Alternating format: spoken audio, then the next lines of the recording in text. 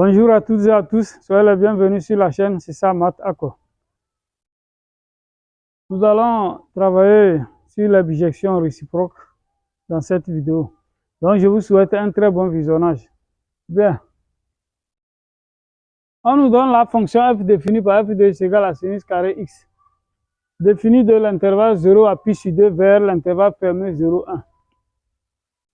Dans la première question, on dit de démontrer que f admet une bijection réciproque f-1. Alors,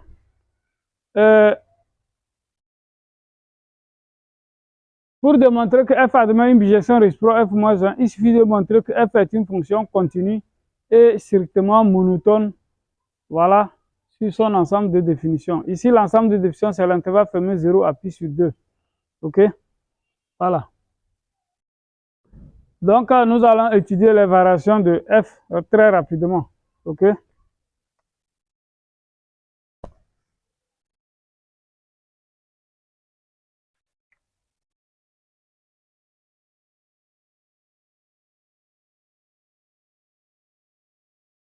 Alors, nous voyons que f est dérivable sur l'intervalle 0 à pi sur 2.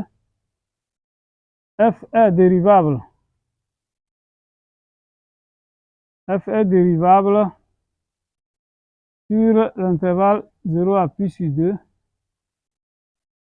Et A pour dériver quoi? La dérivée f' de f, ça fait... Alors, pour dériver u puissance n, et si u est une fonction, la dérivée de u puissance n, ça fait n u' par u puissance n moins 1. Donc, en appliquant ça ici, on aura quoi? Notre n, c'est 2. Ça fait 2 multiplié par dérivée de sinus x, multiplié par sinus x, exposant 2 moins 1. Donc, je n'ai fait que appliquer la formule. Mais la dérivée de sinus x, ça fait cosinus x. Donc, ça va nous donner 2 cosinus x, sinus x. Voilà la dérivée.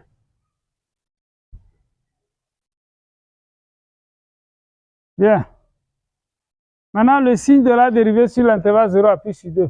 Sur l'intervalle 0 à pi sur 2, sinus x et cosinus x sont tous positifs. Cosinus x s'annule en pi sur 2, sinus x s'annule en 0. Est-ce que vous voyez? Donc, je dis l'équation f' de x égale à 0 équivaut à 2 cosinus x sinus x égale à 0. Donc, ce qui équivaut à cosinus x égale 0 ou sinus x égale à 0. Mais nous sommes dans l'intervalle fermé 0 à pi sur 2. Cosinus x égale à 0 équivaut à x égale pi sur 2 tout simplement. Et ici, sinus x égale à 0 équivaut à x égale à 0. Voilà les deux valeurs qui annulent la dérivée. Donc, notre dérivée s'annule en 0 et pi sur 2 et elle est positive. Hein? Voilà. Donc, on a x. Je vais dresser le tableau de variation en même temps. F' de x et f de x.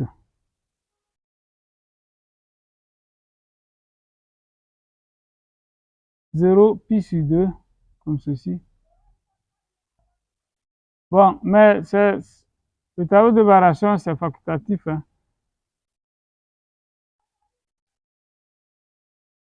Voilà. Hein, si nous calculons l'image de 0 par f, sinus 0, ça fait 0. Sinus pi demi, ça fait 1. 1 au carré égale à 1. Donc, voilà le tableau de variation de la fonction f. Nous voyons que f est dérivable et strictement croissante sur de 0 à pi demi vers l'intervalle image qui est l'intervalle 0 à 1. D'où f est une bijection. Et comme f est une bijection, alors f admet une bijection réciproque qu'on note f-1. Voilà. Réciproque. Réciproque. Notez f-1. Voilà, c'est tout pour la première question. La deuxième question. Donc, vous allez voir que la bijection réciproque f-1 maintenant, elle autre sera définie de l'intervalle fermé 0 à 1 vers l'intervalle fermé 0 à pi sur 2. C'est très important. Bien, dans la deuxième question, on nous dit de déterminer l'ensemble des dérivabilités de f-1 et démontrer que sa dérivée est égale à ce qui est là-bas. 1 sur 2 racine de x fois racine de 1 moins x. Alors, pour que la bijection réciproque soit dérivable sur son ensemble de définitions, il faut que f soit dérivable sur le sien et que la dérivée soit non nulle. Bien sûr, voilà. Ici, c'est de 0 à pi sur 2 vers 0,1. Donc, il faut que f soit dérivable et que sa dérivée ne s'annule pas sur l'intervalle 0 à pi sur 2. Mais dans notre cas ici, la dérivée de f s'annule en 0 et en pi sur 2. Donc, la bijection réciproque est dérivable sauf en l'image de ce point.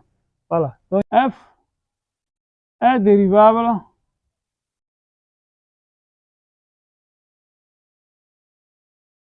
sur 0 à pi sur 2 et f' de 0 égale 0. F' de pi sur 2 est aussi égal à 0. Donc, f moins 1 est dérivable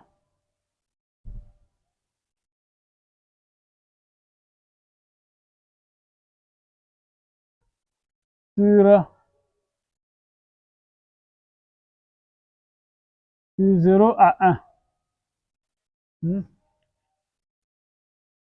Au niveau de f moins 1, nous n'allons pas fermer sur 0 à 1. C'est très important. Parce que pour que la bijection réciproque soit dérivable, il faut que la fonction elle-même soit dérivable et que sa dérivée soit non nulle. F moins 1 est dérivable sur l'intervalle 0 à 1 car f' de x est différent de 0 pour tout x de l'intervalle ouvert 0 pi sur 2. Voilà. Donc voilà pourquoi f moins 1 est dérivable sur l'ouvert 0, 1. Donc l'ensemble des dérivabilités, c'est bien l'intervalle 0, l'intervalle ouvert 0, 1. OK? Voilà.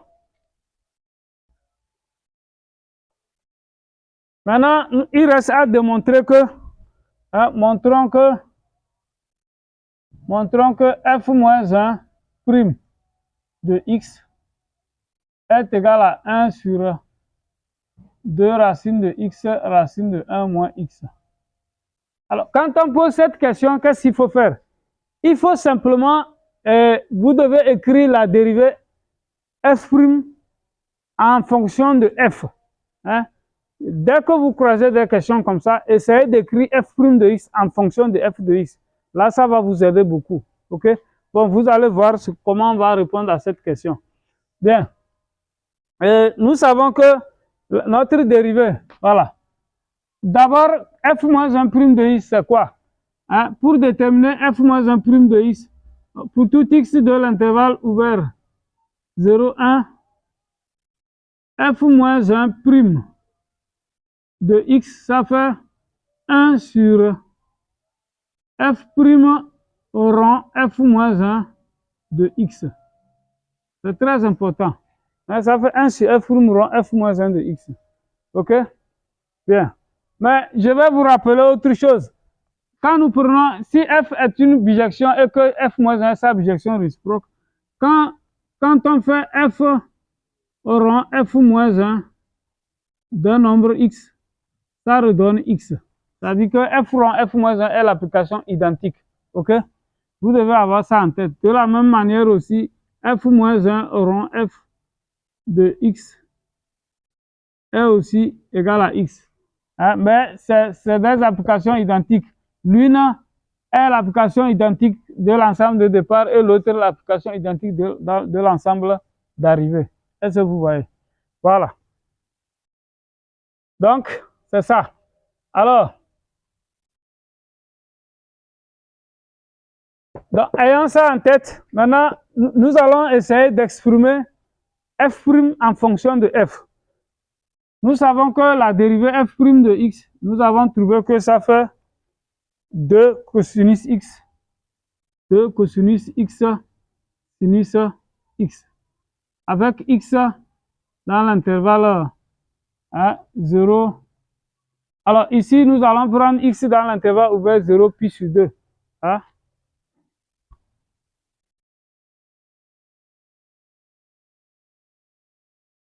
Voilà. Parce que c'est là-bas que f' est non nul. Bien. Alors, dans cet intervalle, sinus x et cosinus x sont tous positifs. Est-ce que vous voyez? Mais la fonction f, c'est quoi? C'est sinus carré x. Hein? Vous voyez que sinus x, c'est encore égal à racine carrée de sinus carré x. Donc, déjà ici, je peux dire que f' de x, ça fait 2 cosinus x que multiplie racine carrée de f de x. Hein? Parce que f de x, nous avons dit, ça fait sinus carré x. Et que sinus x est positif. Donc, quand tu prends la racine carrée de sinus carré, ça fait valable absolue de sinus x. Mais comme sinus x est positif, valable absolue de sinus x égale encore sinus x. Donc, voilà pourquoi je peux mettre simplement, je remplace sinus x par racine carrée de f de x. OK? Bien. Maintenant, autre chose. Comment je vais écrire le cosinus x là en fonction de sinus x? Ah, ça c'est très simple. Nous savons que sinus carré x plus cosinus carré x égale 1, est égal à 1. Donc, cosinus carré de x, ça fait 1 moins sinus carré x. Mais si je prends la racine carrée, j'aurai racine de cosinus carré x. Racine carrée de cosinus carré x, ça fait racine carrée de 1 moins sinus carré x. Mais comme cosinus x est positif, racine carrée de cosinus x, ça donne cosinus 6. Cosinus 6 est alors égal à racine carrée de 1 moins sinus carré x. Je dis car cosinus x est positif dans l'intervalle ouvert 0 à plus 2. Donc c'est fini. Je peux remplacer le cosinus 6 qui est ici par racine de 1 moins sinus carré x. Or, sinus carré x, c'est encore f de x. C'est-à-dire, ça fait racine carrée de 1 moins f de x dans la racine carrée. Voilà. Donc, ici, j'aurai racine carrée de 1 moins f de x, le tout fois racine carrée de f de x. Bien. Voilà la dérivée. J'ai écrit f' de x en fonction de f. OK? Bien. Maintenant, nous allons appliquer notre formule maintenant. Maintenant, à la place de x, regardez. C'est-à-dire, ça fait maintenant f' de f moins 1 de x. Voilà ce que nous obtenons. Mais ce qui est égal à quoi? 1 sur f'. Donc, au niveau de f' de x, vous voyez, à la place de x, je vais remplacer f moins 1 de x à la place de x.